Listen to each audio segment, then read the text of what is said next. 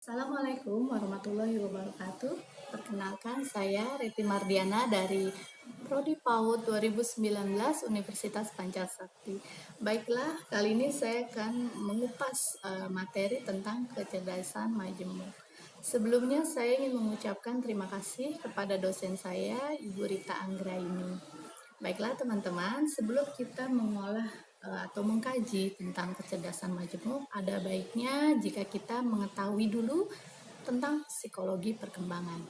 Apa itu psikologi perkembangan? Psikologi perkembangan adalah cabang ilmu psikologi yang mempelajari perubahan tingkah laku dan kemampuan sepanjang proses perkembangan individu dari masa ke masa. Jika kita bicara tentang psikologi perkembangan, itu erat kaitannya dengan pertumbuhan dan perkembangan.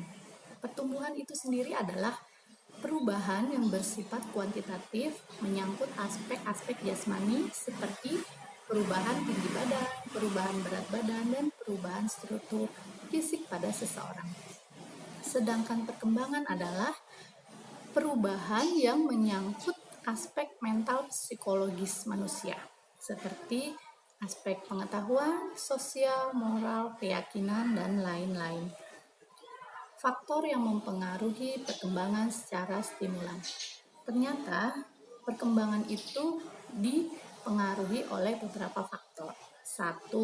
Faktor genetika atau bawaan dari lahir. 2. Faktor lingkungan.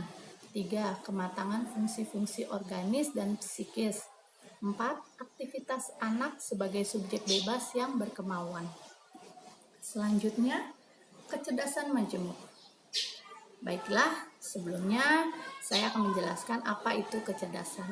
Kecerdasan adalah kemampuan yang dimiliki setiap individu berupa keterampilan, pengetahuan, dan keahlian untuk menyelesaikan masalah. Kita perlu memahami apa itu manfaat dari mengasah kecerdasan majemuk.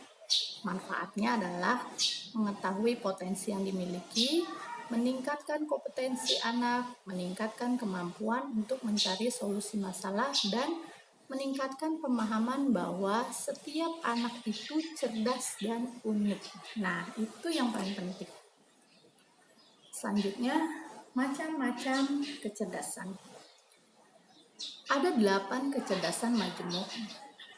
1.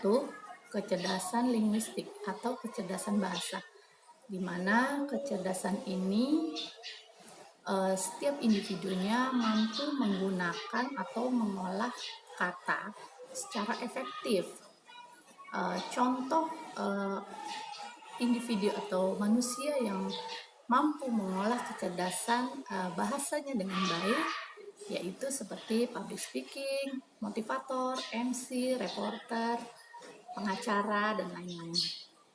Kedua, kecerdasan logika matematik. Kecerdasan ini adalah kecerdasan yang dimiliki seseorang dalam berhitung dan berpikir logis dalam pemecahan masalah. Contohnya akunting, analis, dan sebagainya. Ketiga, kecerdasan visual atau kecerdasan mengenal dimensi ruang. Kemampuannya ini memahami konsep ruang, bentuk 3 dimensi, dan imajinasi yang kuat. Contohnya desainer, arsitek, pembaca peta, dan sebagainya. Yang keempat adalah kecerdasan interpersonal.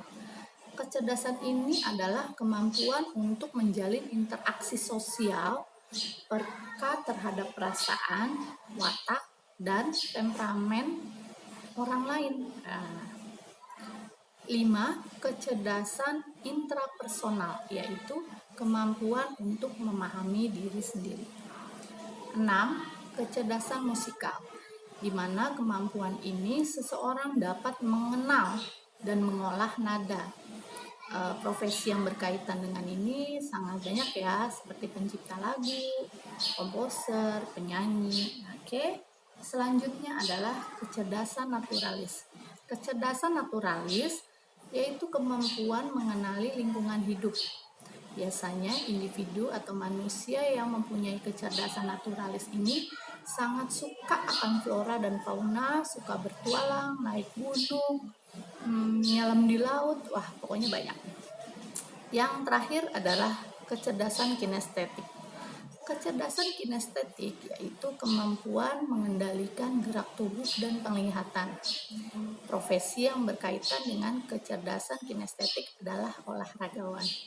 Demikianlah pembahasan kecerdasan majemuk dari saya, Reti Mardiana.